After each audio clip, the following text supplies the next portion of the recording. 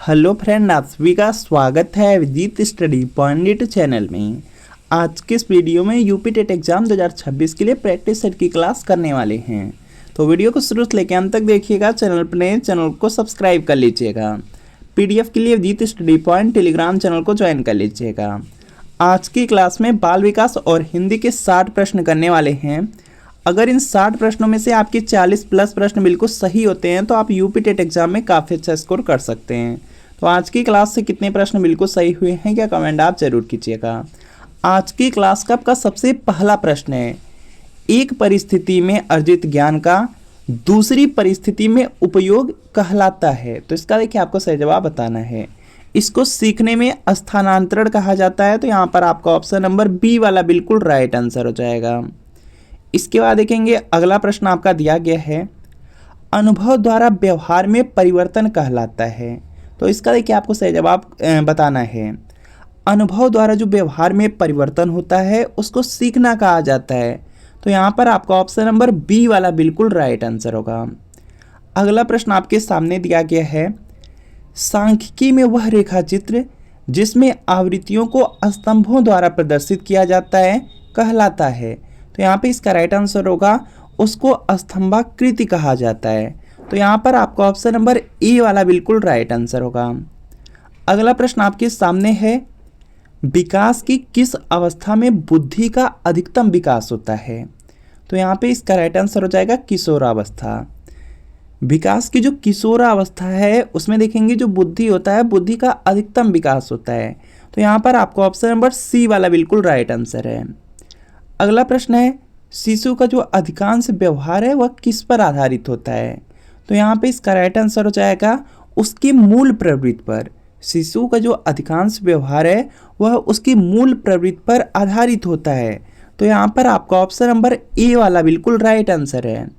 अगला प्रश्न आपके सामने है, अंतर्दृष्टि द्वारा सीखने के सिद्धांत में कोहलर ने जो प्रयोग किया था वह किस पर किया था। तो यहाँ पे इसका राइट आंसर हो जाएगा वनमानुषों पर। ऑप्शन नंबर यहाँ पर बी वाला बिल्कुल राइट आंसर हो जाएगा। इसके बाद नेक्स्ट प्रश्न आपका है, यह आवश्यक नहीं है कि उच्च बुद्धि वाले बच्चे खाली स्थान में भी उच्च होंगे। तो यहाँ पे इसका राइट आंसर हो जाएगा सृजनशीलता में। देखिए जो उच्च बुद्धि वाले बच्चे होते हैं ये जरूरी नहीं होता है कि वह सृजनशीलता में भी उच्च ही होंगे। तो यहाँ पर आपका ऑप्शन नंबर ए वाला राइट आंसर है। अगला है यहाँ पे प्रश्न, ध्यान को केंद्रित करने की जो आंतरिक दशा है वह कौन सी है। तो यहाँ पे इसका राइट आंसर हो जाएगा रुचि हो जाएगा। ध्यान को जो केंद्रित करने की आंतरिक दशा है वह आपकी रुचि होता है। तो यहाँ पे सी वाला बिल्कुल राइट आंसर होगा। अगला प्रश्न है, निम्न में से किस विधि का उपयोग स्मृति के मापन के लिए नहीं किया जाता है। तो यहाँ पर देखेंगे सबसे पहले देखिए जो स्मृति के मापन के लिए प्रयोग किया जाता है वह प्रत्याहन विधि है, पहचान विधि है, पुनः सीखना विधि है। लेकिन जो तार्किक विधि है, तार्किक विधि का जो प्रयोग है वह स्मृति के मापन के लिए नहीं किया जाता। तो यहाँ पर आपका ऑप्शन नंबर बी वाला बिल्कुल राइट आंसर है। अगला है कि प्रासंगिक अंतर्बोध परीक्षण जो जिसको टीएटी भी बोलते हैं, इसका विकास किसके द्वारा किया गया था। तो यहाँ पे इसका राइट आंसर हो जाएगा मरी के द्वारा। ऑप्शन नंबर यहाँ पर सी वाला बिल्कुल राइट आंसर हो जाएगा। अगला प्रश्न है कि मनोविज्ञान का शिक्षा के क्षेत्र में सबसे बड़ा योगदान है। तो यहाँ पे इसका राइट आंसर हो जाएगा बाल केंद्रित शिक्षा। ऑप्शन नंबर यहाँ पर डी वाला बिल्कुल राइट आंसर हो जाएगा। मनोविज्ञान का शिक्षा के क्षेत्र में जो सबसे बड़ा योगदान है वह क्या है, तो वह बाल केंद्रित शिक्षा है। तो डी वाला राइट आंसर होगा। अगला प्रश्न है कि निम्नलिखित में से कौन सा वृद्धि और विकास के सिद्धांतों से संबंधित नहीं है। तो यहाँ पे इसका राइट आंसर हो जाएगा, देखिए दिया गया वृद्धि और विकास के सिद्धांत से संबंधित नहीं है। तो वृद्धि और जो विकास से यहाँ पे जो संबंधित हैं उसमें निरंतरता का सिद्धांत है, समन्वय का सिद्धांत है, वह एकत्वता का सिद्धांत है। लेकिन जो वर्गीकरण का सिद्धांत है वह वृद्धि और विकास के सिद्धांत से संबंधित नहीं है। तो यहाँ पर बी वाला बिल्कुल राइट आंसर होगा। अगला प्रश्न आपके सामने है, कक्षा शिक्षण में पाठ प्रस्तावना सोपान सीखने के किस नियम पर आधारित है। तो यहाँ पे इसका राइट आंसर हो जाएगा प्रत्यक्षीकरण। जो पाठ प्रस्तावना है यह सीखने का जो प्रत्यक्षीकरण नियम है उसी पर डिपेंड है। तो यहाँ पर आपका ऑप्शन नंबर सी वाला बिल्कुल राइट आंसर है। संप्रत्यय निर्माण का प्रथम सोपान है, तो यहाँ पे इसका राइट आंसर हो जाएगा तत्परता का नियम हो जाएगा। ऑप्शन नंबर यहाँ पर जो सी वाला दिया गया, सी वाला राइट आंसर है। प्रेक्षणात्मक अधिगम संप्रत्यय किसके द्वारा दिया गया था, तो यहाँ पे इसका राइट आंसर हो जाएगा बंडुरा द्वारा। जो प्रेक्षणात्मक अधिगम संप्रत्यय है वह बंडुरा द्वारा दिया गया था, तो यहाँ पर बी वाला बिल्कुल राइट आंसर है। अधिगम में यहाँ पे खाली स्थान दिया गया ने प्रभाव का नियम दिया था, तो यहाँ पे इसका राइट आंसर हो जाएगा थांडाइक। यहाँ पर थांडाइक हो जाएगा ऑप्शन नंबर यहाँ पे डी वाला बिल्कुल राइट आंसर हो जाएगा। अधिगम में यहाँ पे जो थांडाइक थे उन्होंने ही जो प्रभाव का नियम है वह दिया था। यह पॉइंट आप लोग याद रखेंगे। इसके बाद देखेंगे अगला प्रश्न है, अवधान के आंतरिक अथवा जो व्यक्तिनिष्ठ निर्धारक हैं वह कौन कौन हैं, तो यहाँ पे इसका राइट आंसर हो जाएगा, इसमें रुचि, लक्ष्य, अभिवृत्ति आता है। अवधान का जो आंतरिक निर्धारक है उसमें रुचि, लक्ष्य और अभिवृत्ति आएगा, तो यहाँ पर ए वाला राइट आंसर होगा। अगला है कि बाल मनोविज्ञान का क्षेत्र है, तो यहाँ पे इसका राइट आंसर हो जाएगा जो गर्भावस्था होती है, गर्भावस्था से लेकर के किशोरावस्था की जो विशेषताएं होती हैं उसका जो अध्ययन किया जाता है वह बाल मनोविज्ञान के अंतर्गत आता है। तो यहाँ पर आपका ऑप्शन नंबर डी वाला बिल्कुल राइट आंसर है। जो भी छात्र इस वाले प्रश्न में डी किए हैं वह बिल्कुल राइट हो जाएंगे।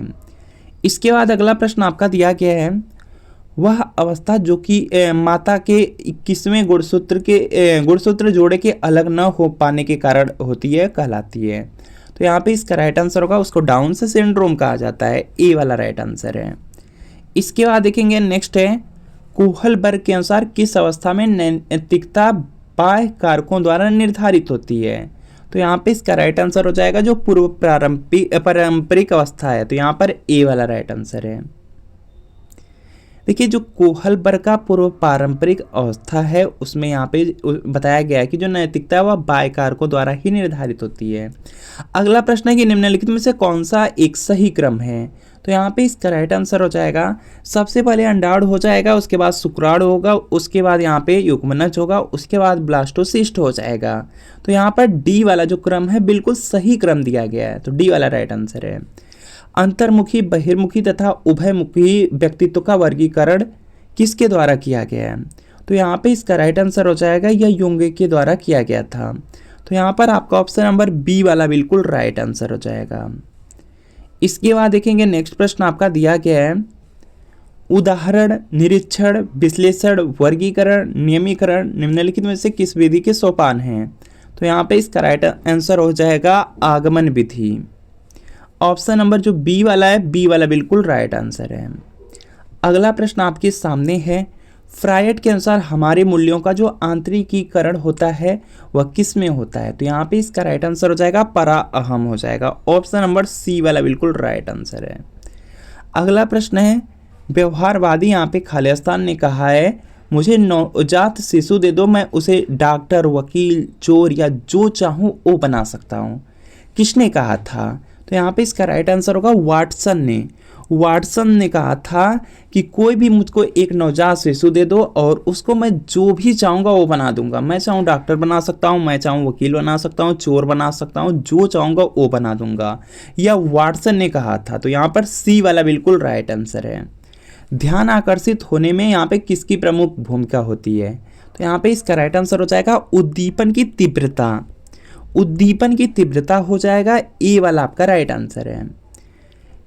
छात्र में रुचि उत्पन्न करने की कला है, तो यहाँ पे इसका राइट आंसर हो जाएगा, यहाँ पर हो जाएगा आपका प्रेरणा। जो प्रेरणा है वह छात्र में रुचि उत्पन्न करने की कला है, तो यहाँ पे प्रेरणा फिलअप होगा। तो प्रेरणा आपका दिया गया है डी वाले में, तो डी वाला राइट आंसर है। अगला प्रश्न है कि फ्रायड के अनुसार यहाँ पे 4 वाक्य दिए गए हैं, 4 वाक्य में क्या सही है वह बताना है। तो फ्रायड की बात किया गया है, तो यहाँ पर हो जाएगा, फ्रायड ने कहा था कि विस्मरण वह प्रवृत्ति है जिसके द्वारा दुखद अनुभवों को स्मृति से अलग कर दिया जाता है, तो यहाँ पर आपका ऑप्शन नंबर सी वाला बिल्कुल राइट आंसर है। अगला है कि SOR किसके द्वारा प्रस्तावित किया गया है, तो यहाँ पे इसका राइट आंसर हो जाएगा वाटसन के द्वारा। ऑप्शन नंबर ए वाला राइट आंसर है। अगला प्रश्न है कि वह मापनी जिसमें अंतराल मापनी के समस्त गुण के साथ परम शून्य भी हो तो कहलाती है। तो यहाँ पे इसका राइट आंसर होगा यह अनुपात मापनी हो जाएगा, डी वाला राइट आंसर है। इसके बाद यहाँ पे हिंदी के 30 प्रश्न हैं और पहला प्रश्न है कि अष्टछाप के कवि नहीं हैं। तो यहाँ पे इसका राइट आंसर हो जाएगा नाभादास। जो नाभादास थे वह अष्टछाप के कवि में नहीं शामिल थे। तो यहाँ पर आपका ऑप्शन नंबर ए वाला राइट आंसर हो जाएगा। इसके बाद नेक्स्ट है कि जो वाणी द्वारा व्यक्त न किया जा सके तो उसके लिए आपको एक शब्द बताना है। तो यहाँ पे इसका राइट आंसर हो जाएगा अनिर्वचनीय। ऑप्शन नंबर यहाँ पर जो सी वाला दिया गया है, सी वाला बिल्कुल राइट आंसर हो जाएगा। इसके बाद अगला प्रश्न है आचरण की सभ्यता किसका निबंध है। तो यहाँ पे इसका राइट आंसर हो जाएगा सरदार पूर्ण सिंह का। जो आचरण की सभ्यता यहाँ पर निबंध है वह सरदार पूर्ण सिंह का है। तो यहाँ पर बी वाला राइट आंसर होगा। अगला है कि भूषण किस काल के कवि हैं। तो यहाँ पे इसका राइट आंसर हो जाएगा ये रीत काल के कवि हैं। तो यहाँ पर आपका ऑप्शन नंबर सी वाला बिल्कुल राइट आंसर हो जाएगा। अगला है कि उत्साह किस रस का स्थायी भाव है। तो यहाँ पे इसका राइट आंसर हो जाएगा वीर रस का हो जाएगा। जो वीर रस का स्थायी भाव होता है वह आपका उत्साह होता है। तो यहाँ पर आपका ऑप्शन नंबर बी वाला बिल्कुल राइट आंसर हो जाएगा। इसके बाद देखेंगे नेक्स्ट है, यहाँ पर देखेंगे करोड़ दिया गया। करोड़ का जो अस्थायी भाव होता है वह आपका यहाँ पे शोक होता है और हास्य का यहाँ पर हास हो जाएगा। और जो श्रृंगार है इसका होता है रति होता है। अस्थायी भाव दिया गया है यहाँ पे। इसके बाद नेक्स्ट है कि कवितावली के रचनाकार हैं। तो यहाँ पे इसका राइट आंसर हो जाएगा तुलसीदास जी हैं। जो कवितावली है उसके जो रचनाकार हैं तुलसीदास हैं। तो सी वाला राइट आंसर है। अगला है कि विनय पत्रिका की भाषा कौन सी है। तो यहाँ पे इसका राइट आंसर हो जाएगा ब्रज भाषा है। आपको कमेंट करना है कि विनय पत्रिका के यहाँ पे रचनाकार कौन हैं। तो यहाँ पर सी वाला बिल्कुल राइट आंसर हो जाएगा। विनय पत्रिका की यहाँ पे भाषा पूछा गया तो ब्रज भाषा। और कमेंट आपको करना है कि रचनाकार कौन है। ट वर्ग में किस प्रकार के व्यंजन आते हैं, या यहाँ पे दिया गया है व्यंजन है। तो यहाँ पे इसका राइट आंसर हो जाएगा, यहाँ पर आ जाएगा मूर्धन्य के अंतर्गत। जो ट वर्ग में जो भी वर्ड आते हैं यहाँ पर, जैसे यहाँ पे ट आता है, ठ आता है, उसके बाद ड आता है, ढ आता है और ड़, इनका उच्चारण स्थान मूर्धन्य है या मूर्धा है। तो यहाँ पर सी वाला बिल्कुल राइट आंसर है। सबसे पहले आपका होता है क वर्ग। क वर्ग का जो उच्चारण स्थान होता है वह कंठ होता है। उसके बाद आपका आता है यहाँ पर च वर्ग और इसका यहाँ पे जो उच्चारण स्थान है वह तालु होता है। उसके बाद आपका आता है ट वर्ग। ट वर्ग का यहाँ पे जो उच्चारण स्थान है वह मूर्धा या मूर्धन्य होता है। उसके बाद त वर्ग होता है। त वर्ग का जो उच्चारण स्थान है वह होता है दंत। और इसी तरीके से प वर्ग है। प वर्ग का जो उच्चारण स्थान होता है ओष्ठ होता है। तो इसको याद रखना है। यहाँ पर सी वाला राइट आंसर है। अंधेर नगरी के लेखक हैं। तो यहाँ पे इसका राइट आंसर हो जाएगा भारतेंदु हरिश्चंद्र। अंधेर नगरी के जो लेखक हैं भारतेंदु हरिश्चंद्र जी हैं। तो यहाँ पे सी वाला राइट आंसर है। आदिकाल में पहेलियाँ लिखने वाले कवि थे। तो यहाँ पे इसका राइट आंसर हो जाएगा खुसरो। ऑप्शन नंबर यहाँ पर जो बी वाला दिया गया है, बी वाला बिल्कुल राइट आंसर हो जाएगा। बी वाला बिल्कुल यहाँ पे क्या होगा, राइट आंसर हो जाएगा। इसके बाद नेक्स्ट के पेड़ से बंदर कूदा वाक्य में कौन सा कारक है। तो यहाँ पे इसका राइट आंसर हो जाएगा अपादान कारक हो जाएगा। पेड़ से बंदर कूदा, यहाँ पर से का प्रयोग हो रहा है तो यहाँ पे या तो करण होगा या तो अपादान होगा। लेकिन यहाँ पे पेड़ से बंदर कूदा मतलब कि पेड़ से अलग हो गया। से का जो प्रयोग हो रहा है अलग होने के लिए हो रहा है। तो यहाँ पर क्या होगा, अपादान कारक। ऑप्शन नंबर ए वाला बिल्कुल राइट आंसर हो जाएगा। अगला है श्रृंगार रस का स्थायी भाव है। अभी जस्ट आपको बताया गया है कि जो श्रृंगार रस का स्थायी भाव है वह रति होता है। तो यहाँ पर आपका ऑप्शन नंबर बी वाला बिल्कुल राइट आंसर है। जो भी छात्र इसमें बी वाले को चूज किए बिल्कुल राइट हो जाएंगे। और इसके बाद यहाँ पर देखेंगे जो हास्य रस है इसका स्थायी भाव हास्य होता है। और इसके बाद देखेंगे नेक्स्ट आपका है यहाँ पर प्रश्न है, निम्नलिखित में तद्भव शब्द है। तो यहाँ पे इसका राइट आंसर हो जाएगा, यहाँ पर हो जाएगा आपका, यहाँ पे देखेंगे भ्रमर दिया गया, अग्निमस्तकी, यह तीन तो आपके तत्सम है लेकिन तद्भव पूछा गया तो मछली हो जाएगा। ऑप्शन नंबर डी वाला राइट आंसर है। इसका तत्सम होता है मत्स्य। इसके बाद नेक्स्ट प्रश्न है कि चौपाई छंद के प्रत्येक चरण में कितनी मात्राएं होती हैं। तो चौपाई छंद की बात किया गया है, तो जो चौपाई छंद होता है उसके प्रत्येक चरण में आप लोग देखेंगे तो 16-16 मात्राएं होती हैं, 16-16 मात्राएं होती हैं। और चौपाई में देखेंगे 4 चरण भी होते हैं। तो यहाँ पर बी वाला बिल्कुल राइट आंसर हो जाएगा। जो भी छात्र इसमें बी वाले को चूज कर रहे हैं वह बिल्कुल राइट हो जाएंगे। इसके अलावा आपको याद रखना है दोहा के बारे में। दोहा में भी 4 चरण होते हैं। उसमें देखेंगे जो पहला चरण होता है उसमें देखेंगे 13 मात्रा रहती है, दूसरे चरण में 11 मात्रा, तीसरे में 13 और चौथे में 11 मात्रा होती है। और इसी तरीके से सोरठा होता है, और जो सोरठा होता है दोही का उल्टा होता है।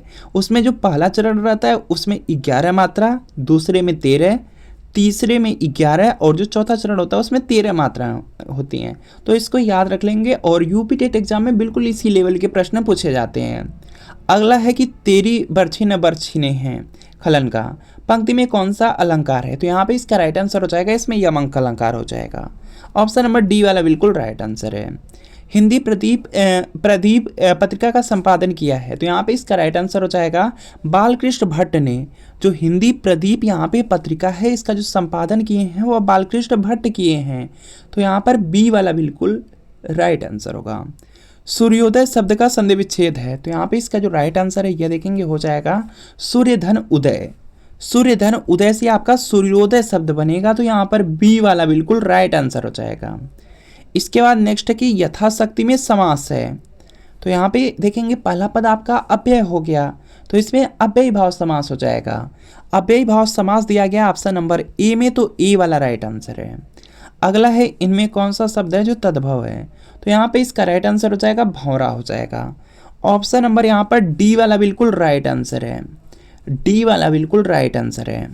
मुद्री का तत्सम रूप है, तो यहाँ पे इसका राइट आंसर हो जाएगा मुद्रिका हो जाएगा। ऑप्शन नंबर जो डी वाला दिया गया है डी वाला बिल्कुल राइट आंसर है। इसके बाद बहुत ज़्यादा इंपॉर्टेंट प्रश्न है, तो क्लास को एंड तक जरूर देखिएगा। अगर आप यूपी टेट एग्जाम को पास करना चाहते हैं तो चक्षु पब्लिकेशन यूपी टेट एग्जाम के लिए बहुत ही महत्वपूर्ण स्टडी गाइड बुक लेकर आया है। यह आपकी प्राइमरी लेवल की स्टडी गाइड बुक है और इसमें देखेंगे 3000 प्लस महत्वपूर्ण प्रश्न दिए गए हैं, 4 सॉल्व पेपर दिया गया है, 7 साल का विश्लेषण चार्ट दिया गया है। बुक का आप लोग कवर पेज देख सकते हैं, चक्षु पब्लिकेशन है। और इस बुक में सबसे अच्छी बात है कि सबसे पहले आपको यूपी टेट एग्जाम का नवीनतम पाठ्यक्रम दिया गया है। पाठ्यक्रम के बाद देखेंगे 7 साल का विश्लेषण चार्ट दिया गया है। उसके बाद देखेंगे आपका यहाँ पे विषय सूची दिया गया है। विषय सूची में देखेंगे आपको यूपी टेट एग्जाम का प्रीवियस ईयर क्वेश्चन पेपर दिया गया है। प्रीवियस ईयर क्वेश्चन पेपर की जो आंसर शीट है, एक्सप्लेनेशन है, वह भी दिया गया है। और इसमें सभी सब्जेक्ट थ्योरी में दिए गए हैं, जैसे यहाँ पे बाल विकास है, हिंदी है, उसके बाद इंग्लिश है, गणित है, पर्यावरण अध्ययन है, सबके सब सब्जेक्ट दिए गए हैं, काफ़ी अच्छी तरीके से एक्सप्लेन भी किए गए हैं।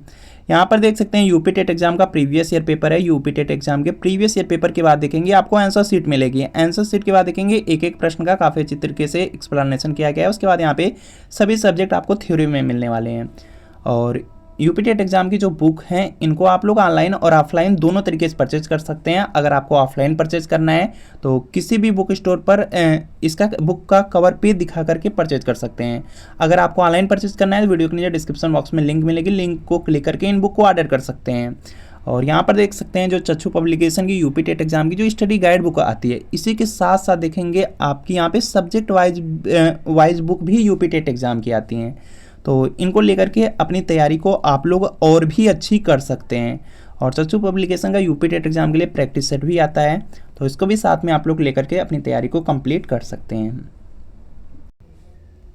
इसके बाद देखेंगे यहाँ पे नेक्स्ट प्रश्न आपका दिया गया है, निम्नलिखित में से कौन सा निबंध हजारी प्रसाद द्विवेदी का नहीं है? तो यहाँ पे इसका राइट आंसर हो जाएगा, देखिए जो हजारी प्रसाद द्विवेदी हैं उनके निबंध में अशोक का फूल था, विचार प्रवाह था, कुटज था, वृत्त और विकास नहीं था, तो डी वाला राइट आंसर है। इसके बाद अगला प्रश्न है कि परमाल रासो किसके द्वारा रचित है? तो यहाँ पे इसका राइट आंसर हो जाएगा जगनिक, या जगनिक के द्वारा यहाँ पे रचा गया है, तो यहाँ पर डी वाला बिल्कुल राइट आंसर है। परमाल रासो दिया गया है तो जगनिक होंगे। इसके बाद देखेंगे नेक्स्ट प्रश्न है, दुल्हिन गावहु मंगलाचार हम घर आए राजा राम भरतार, ये किसकी पंक्तियां हैं? तो यहाँ पे इसका राइट आंसर हो जाएगा कबीर दास कहे थे, तो बी वाला राइट आंसर है। मृगावती किसकी रचना है? तो यहाँ पर देखेंगे इसका राइट आंसर हो जाएगा या कुतुबन की रचना है। ऑप्शन नंबर सी वाला बिल्कुल राइट आंसर हो जाएगा। निम्नलिखित में से शुद्ध वर्तनी वाला शब्द है, तो इसका देखिए आपको सही जवाब करना है। अंतर्राष्ट्रीय लिखा गया है, अंतर्राष्ट्रीय जो बिल्कुल शुद्ध लिखा गया है वह देखेंगे ए वाले में दिया गया है। यहाँ पर देखेंगे जो र रहता है वह रा पे रहता है, तो यहाँ पे क्या होगा, ए वाला राइट आंसर है। जो भी छात्र इसमें ए वाले को चूज कर रहे हैं वह बिल्कुल राइट होंगे। इसके बाद देखेंगे नेक्स्ट प्रश्न आपका दिया गया है, आगे कुआं पीछे खाई इसका अर्थ है। तो यहाँ पे इसका राइट आंसर हो जाएगा दोनों ओर मुसीबत। आगे कुआं है और पीछे खाई है, इसका मतलब है कि दोनों तरफ से मुसीबत आ रही है। तो यहाँ पे क्या होगा, दोनों ओर मुसीबत है। तो यहाँ पर सी वाला बिल्कुल राइट आंसर है। अगला है रामचरितमानस की भाषा क्या है। तो यहाँ पे इसका राइट आंसर हो जाएगा अवधी हो जाएगा। ऑप्शन नंबर ए वाला बिल्कुल राइट आंसर है। अगला प्रश्न है कि आदिकाल के लिए वीरगाथा काल नाम किसने यहाँ पे प्रस्तावित किया है। तो यहाँ पे इसका राइट आंसर हो जाएगा, यहाँ पे इसका राइट आंसर होगा आदिकाल के लिए जो वीरगाथा काल है वह आचार्य रामचंद्र शुक्ल ने दिया था। तो यहाँ पे सी वाला राइट आंसर है। उत्कर्ष शब्द का विलोम लिखिए। तो यहाँ पे इसका राइट आंसर हो जाएगा अपकर्ष हो जाएगा। उत्कर्ष शब्द का जो विलोम शब्द है वह अपकर्ष होगा। तो यहाँ पर आपको ऑप्शन नंबर बी वाला बिल्कुल राइट आंसर है। अगला है कि आनंद कादम्बिनी के संपादक कौन थे। तो यहाँ पे इसका राइट आंसर हो जाएगा बद्री नारायण चौधरी प्रेमगन हो जाएंगे। और यहाँ पर देखेंगे सी में दिया गया है, सी वाला बिल्कुल राइट आंसर हो जाएगा। तो फ्रेंड आपको बताना है कि आज की क्लास में जो 60 प्रश्न कराए गए हैं इनमें से कितनी प्रश्न आपके बिल्कुल सही हुए हैं, या कमेंट आप लोग जरूर कर दीजिएगा। अगर वीडियो अच्छा लगा वीडियो को लाइक कर दीजिए, चैनल पर नए चैनल को सब्सक्राइब कर लीजिए।